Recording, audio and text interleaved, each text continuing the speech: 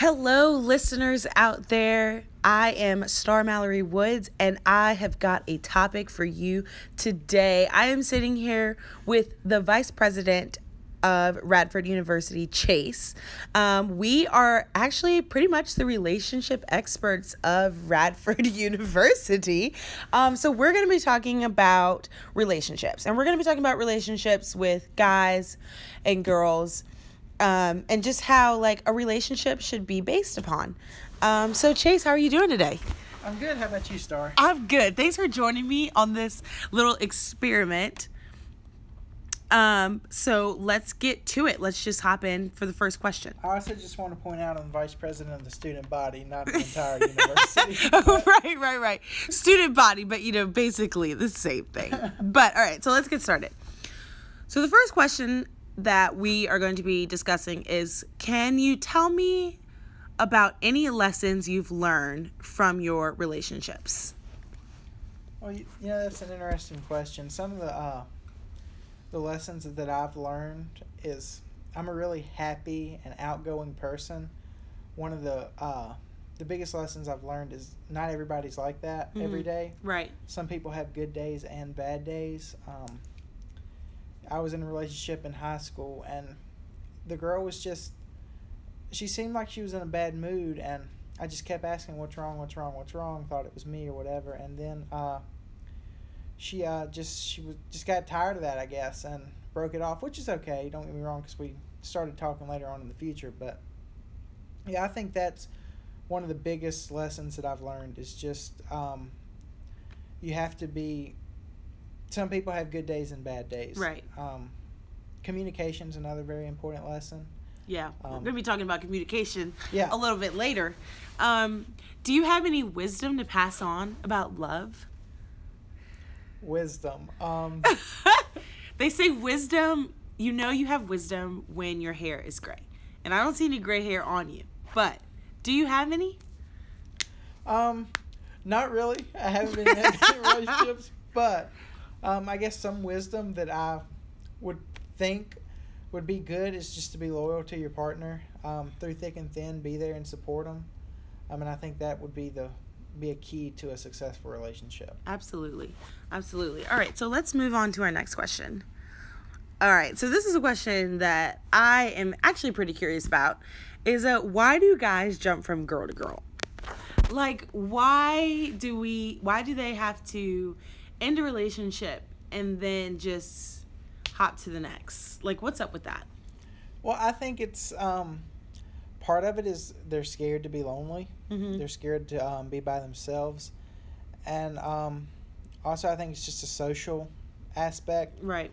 Guys go places they want girls to be that by themselves or by their side.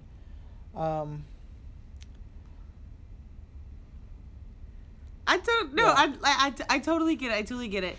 And, I understand, the aspect of a male, you have to be strong, you have to be bold and courageous, the entire time. Mm-hmm. But I do know that males are also human, and so there is that characteristic of vulnerability.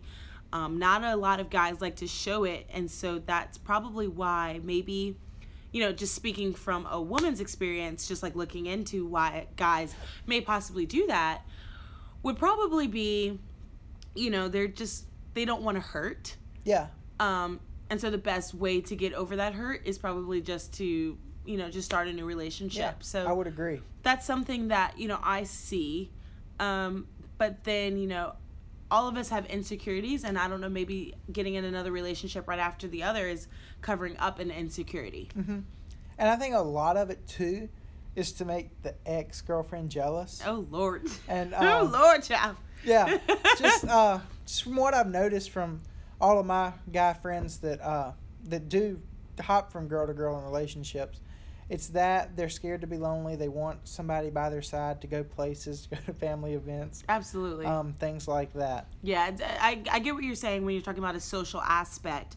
Just the presence, especially on social media, for example. Mm-hmm. You always want to be that guy or girl that's got that somebody by their side. In their profile pictures. Right. Yeah.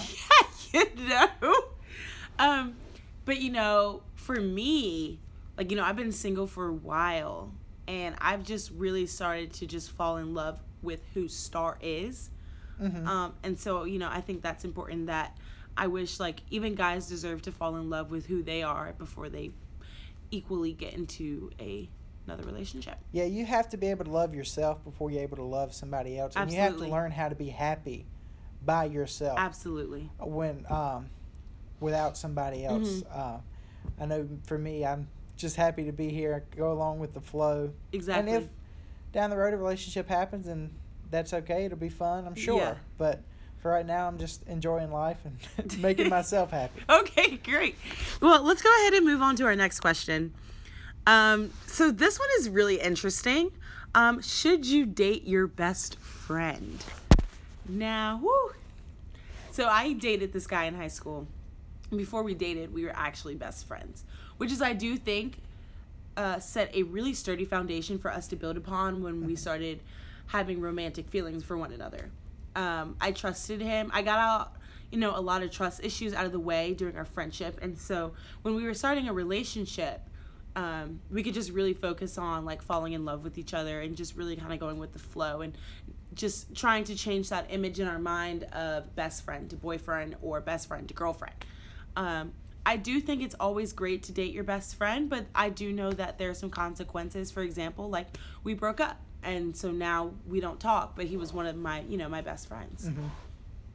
Yeah, so I do believe that's a really tough question to answer. Exactly, yeah. And it's hard to address those feelings, too, because if you feel more than just a friendship for that person, they don't feel the same way back, then it kind of ruins that relationship because they think you're all the time trying to get with them or whatever. However, I do think that people say marry your best friend. So in that aspect of it, who knows? Best friends might become partners for life. And right. Soulmates. Stuff like that, yeah. And you said something earlier, and I'm trying to recall what it was, but maybe it'll come to me. Yeah, that's how my relationship was in high school. Me and the girl were best friends for like 2 years. I always felt more, kind of thought she felt more, didn't really know anything. So, and I expressed how I felt, then things kind of died off. But then in high school, after high school, once in college, we actually started dating. Right. So it was really, really weird how that worked out, but worked out for the best. That's really cool. That's really cool. I mean, like, my mom and dad were best friends before they got married. I just see, like, a lot of examples out there and that they really work out.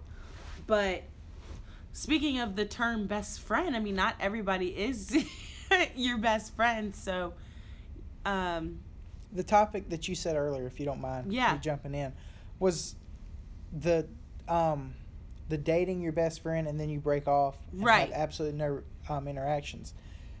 While you're dating them, or even best friends, you get close to their family. Exactly. All of those things. And then when you break it off, not only are you breaking off with them, but with their family, with their friends. And that's hard too. That was really rough for me, because when we broke up, me and his little sister were super close. And I admire her still. Yeah. But, you know, it's just like, it's out of leap. I just can't pick up the phone and say, hey, girl, how you doing? You know what I'm saying? So dating your best friend definitely comes with some heavy, heavy consequences. But usually the risk comes with a great reward. Yeah. You have to be willing to take that risk. It's kind of like every other great opportunity in life. You have to take a risk in order for anything to happen. Exactly. So. I totally agree with that. All right, so let's start with our next question. So we got, speaking of dating your best friends, like, how do you start it? Like, how do you start a relationship? So I believe you start with just being friends. Right. You know, little flirts here and there, whatever. And then eventually going on like a first date. And then you just take off from there. Go on a few dates. Really make sure that that's the person that you want to be in a relationship with before you ask them to be your girlfriend or boyfriend. Yeah. So a mutual friend of ours says the term pre-engagement. So he I think he's talking about, like, the talking stage. Yeah. So when he says, like, the pre-engagement, you know, talking, and so I guess to start a relationship, you got to be in that talking stage. So I totally agree with what you said, because I think the talking stage consists of these ingredients, such as, talking to them, getting to know them, a few flirts here and there, just really testing the water, see if you're crossing the line or not. But I think for me, and to start a relationship, I feel like super weird and maybe like superstitious. But I like eye contact. I feel like if we are vibing with each other with the same eye contact, I feel like that's like, it's like I can read that. Yeah. And I'm like, okay, great. Like, you want to start a relationship with me too? Like, me too. Like, let's see how that goes. Yeah. So that is something, I guess that's how you start a relationship, listeners. So take that advice. All right. So now we're moving on to our next question. So Chase, why don't you go ahead and ask this question? Okay. So this is, why do girls let guys treat them badly? Okay. So, all my ladies out there. So, ladies, we usually find ourselves in good relationships, and we also find ourselves in bad relationships. I've heard so many stories where girls get into a relationship and then the relationship starts to turn abusive. Personally, because I love myself so much, I know my self-worth. And so I know that if I were to enter in a relationship and if it did turn violent, whether that's physically, mentally, spiritually, all of this stuff, I would like to believe in my future self that I would cut it off. But a lot of girls see that as tough love, which is something that has probably affected their future knowledge, probably because of something that has happened in their past. If their parents or a guardian that's a male of some type of figure treated them badly, they just expect that and look for that in future relationships.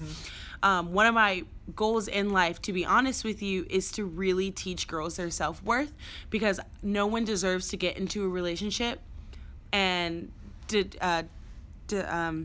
no one deserves to be in a relationship and to be degraded from like who they truly are. And so to answer your question more specifically, I think the reason why girls like guys treat them like crap is because they just don't know any better.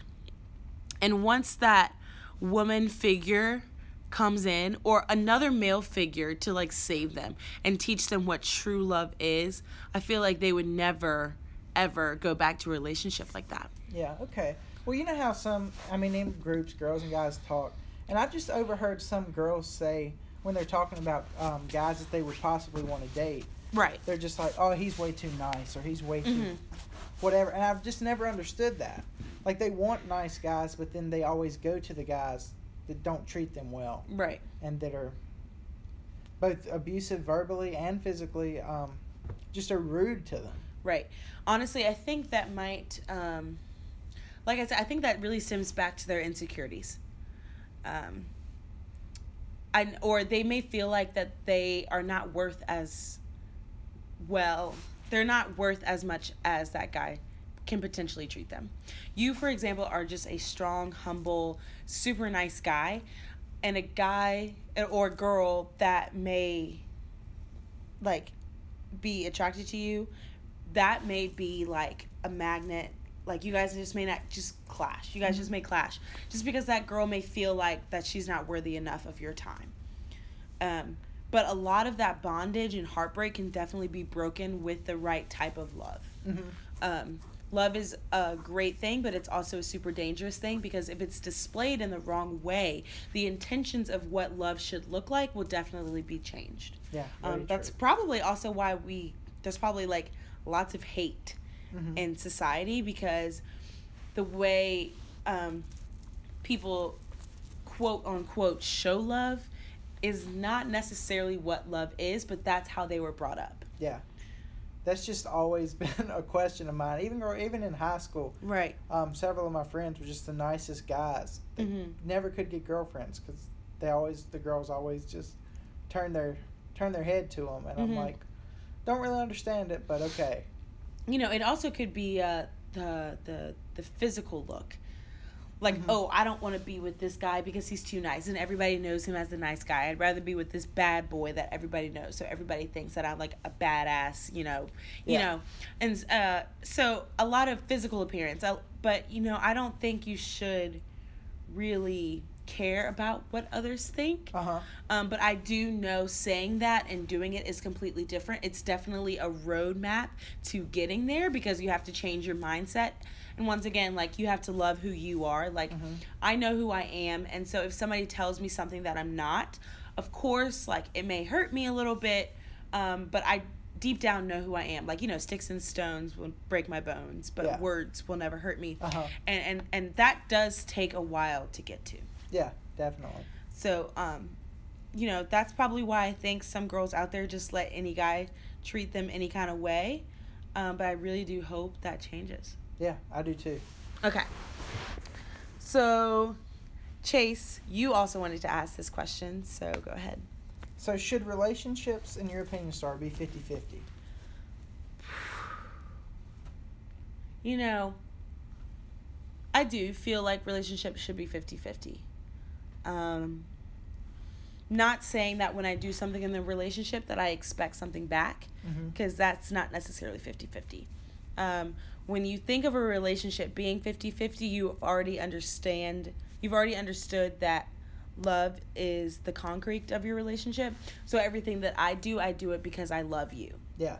And I don't expect anything because I love you. But if you love me, then I know that you're going to show that you love me. And I think that's really kind of where I see like a 50-50 relationship. And I believe it shouldn't be 50-50 every day, but in the long term, Absolutely. long run, it should be 50-50. Absolutely. Because like I said earlier, some people have bad days sometimes. I mean, the guy's going to get the girls flowers sometimes, pay for their dinner, but in the long run, the girl's going to get him back for that too. Right. Yeah, so definitely in the long run, I think it should be roughly 50-50, not 90-10 where the guy or the girl's putting in all the work and the other person is just pretty much there and taking advantage of the person that's spending all the money, time, effort, stuff like that. That's something that that can bother me, because I know, like, we all have bad days and we usually run to our loved ones to help us and uplift us. But, it's like that 50-50. It's like, okay, I got you, you got me. Like, this is where we are. So yeah, I don't like the idea of relationships being 90-10, because the other person that's putting in the 90 would probably get burned out. Yeah. And we just don't necessarily have time for that. Exactly. All right, so let's move on to our next question. All right, so this is something that is like really bothers me, because I am a very open person. I'm an extrovert. I love people. I love talking to people. And I also don't mind being vulnerable with people, as long as that trust is abstained. So my question is, like, why don't guys like to talk about their feelings? Like, if I can talk about my feelings, like, why can't you? Well, I think you said it just a minute ago. It's a lot of vulnerability. They don't want to be seen as vulnerable. They want that concrete wall, never cry, whatever happens, it is what it is. But that can really eat you up inside if it is bothering you and you don't talk about it. Right. But I think that's what growing up, you're taught by especially your parents or grandparents, more likely your dad and grandfather. Guys don't cry, toughen up, be a man. So I think that's a lot of the reason why guys don't like to show their feelings.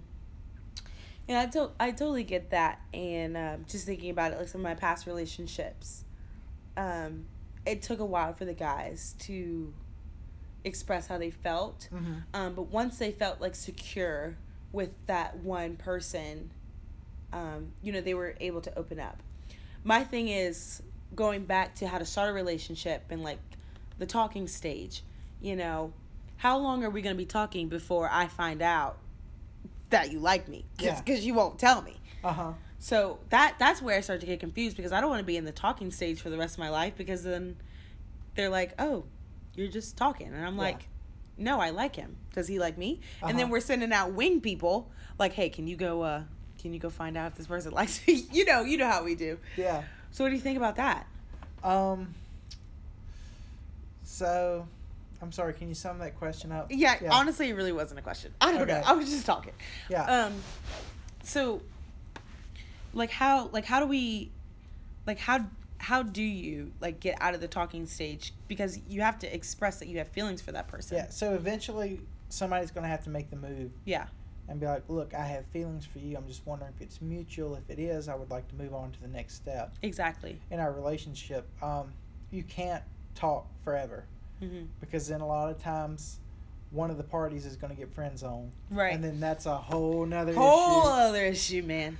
Yeah, so you have to just pick that right time. Yeah. And that time is the hardest thing I've learned in relationships to pick, is the time you tell them that you like them. Right.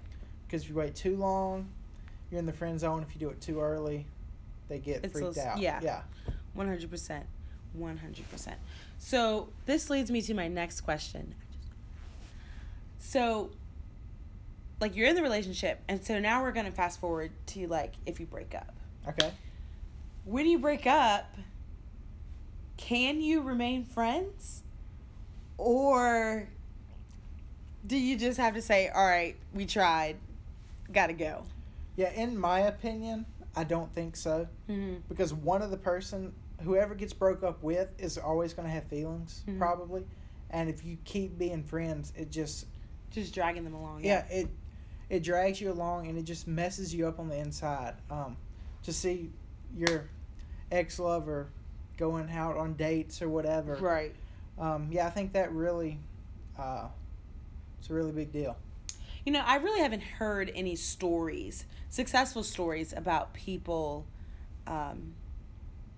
dating, breaking up, and then becoming friends. Now, I do have a friend that is still friends with all her ex-boyfriends. Oh, well, kudos. You go, girl. Yeah, and I told her, I was like, I don't really know how you're able to do that. Right. But, yeah, she's somehow able to pull it off. I know I could never do it. Me either, especially when you share such intimate moments together. Mm-hmm. It's like, when you see that person, you're like, okay, I really would like to, feel that way with you again. Yeah. I would say, though, my piece of advice would be that if you were to break up with somebody, give yourself some time before you start pursuing that friendship again. Yeah. Because hearts need to mend, time needs to go, and we all know that time heals all. Mm-hmm. And so we really just need to just find that time to deal with our heartache, to figure out where that's coming from, whether that's anger stemming from your ex-lover or you're still holding on to something that you didn't do. A lot of forgiveness needs to happen before you can thoroughly be friends again. Forgiveness towards the guy, or forgiveness towards the girl, what have you. But I think you can't really move on without giving that person grace and forgiveness. Yeah, but in my opinion, I don't think once you're friends and you date, if you break up, I don't think you can be friends. Right. After that. Mm-hmm. Don't get me wrong, you can still be civil with each other. Exactly. Say, hey, how are you? Stuff like that. But as far as hanging out with them, those feelings are still there. Right. And they're always going to be there a lot of the time. So, yeah, my biggest advice would just be civil. Yeah. Act like a human. But as far as best friends or friendships go, I don't see how it can happen. I totally agree with you, because thinking about my past with some of my exes, because of such sacred moments that we've shared as a couple, being friends with them, it's not really a safe bet. For the protection of my heart and for theirs. Mm-hmm. Because I don't want to get hurt again. I don't want to rework situations that hurt me in the past, nor do I want to relive them. Yeah. So, don't really necessarily think that's a good thing. So speaking of relationships, how important is communication? I think, honestly, it's one of the most important factors in a relationship. Absolutely. You just need to be able to communicate with your partner no matter what it is. How you're feeling about the relationship, or even day-to-day stuff. Mm-hmm. don't let your partner text you good morning at 7 a.m. and don't text them back all day. I mean, right. Right. Even if you're busy, you need to be like, hey, I'm busy today. I'm not going to be able to talk much. Right. Hope you have a good day. Love you. Whatever. Right. Stuff like that. Yeah. Yeah, I think communication is very important, especially when, for college students. You know, you and I are both college students here, and college gets crazy. Yes. We are dragged left and right, not just with our schoolwork, but you and I are both involved in organizations that require some of our attention. So, you know, when that does happen and we do get drifted and we do get caught off guard, I think it is important to let my significant other know, like, hey, like, I know we had plans, but I think we need to, like, shift it a little bit. Yeah. I never want to leave somebody hanging because that person, if I really love and care about them, wouldn't do that to me. Right. So why do I need to do that to them? Yeah. So, yeah. Yeah, being in college is really hard. You're trying to balance a lot of times a job on top of being Exactly. Actually, didn't even consider that, but yeah, on top good point. of being a college student. So that's a job in itself, being a college student. Being involved around campus, which Exactly. both me and you are. Mm-hmm. Having off-campus organizations too. Having a social life. Just Yeah. hanging out with your friends. It's just crazy how much college students have to juggle and balance. Mm-hmm. And especially if your significant other doesn't go to the same university. Yeah, that's a as you. whole nother story. Yeah. You pretty much just need to be like, I love you, I'll talk to you this weekend, but you have a life to live and I have a life to live. Right, exactly. And it goes along with trust too. Mm-hmm. You have to trust each other to be able to have a successful relationship. Right. Especially being long distance like that. So what do you think, you know, you've made a point about long distance relationship. Like how do you sustain them, do you think? Going back to the main topic of this is communication. Yeah. Definitely at least try to talk to each other once every couple of days. Mm-hmm. And a lot of people say that that's the problem with relationships now, is that you expect your significant other to be texting you throughout the day, throughout the weeks, months, whatever.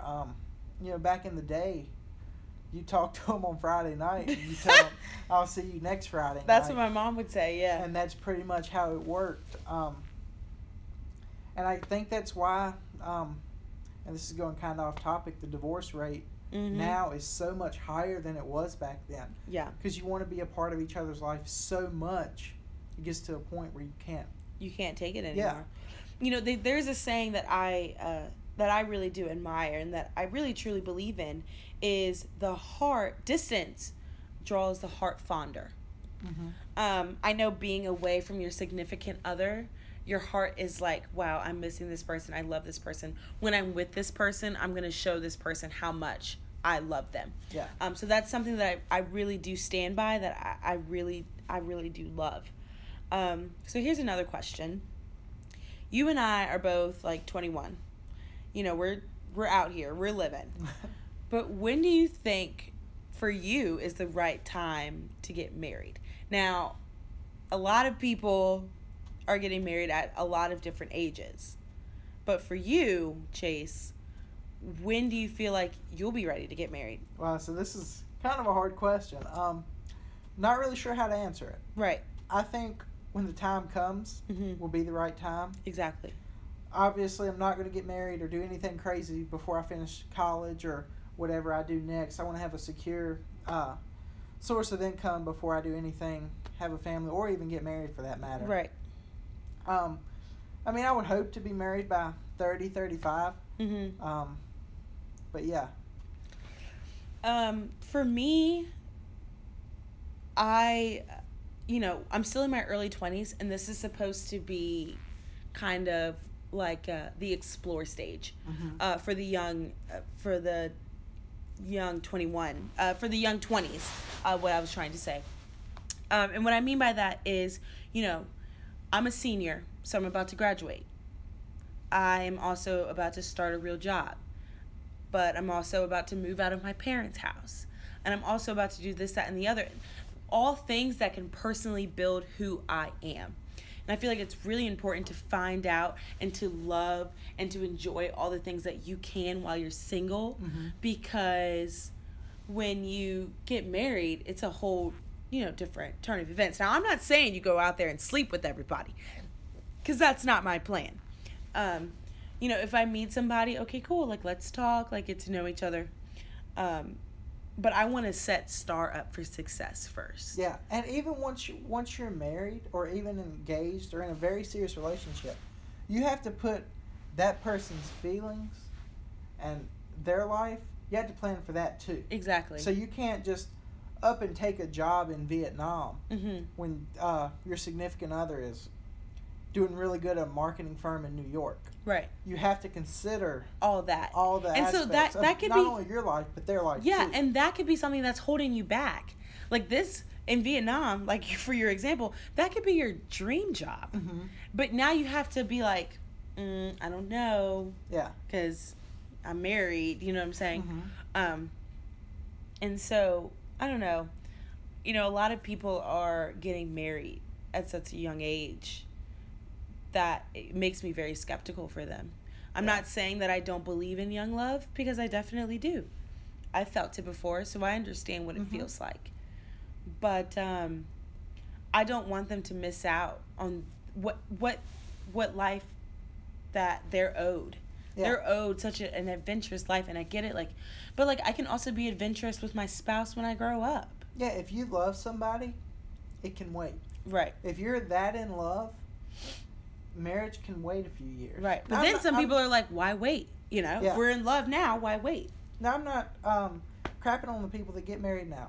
Do your thing. If that's what you want to do, congratulations. Good for you. Yeah. Just for me personally, it's not anywhere near the right time for me. I totally understand.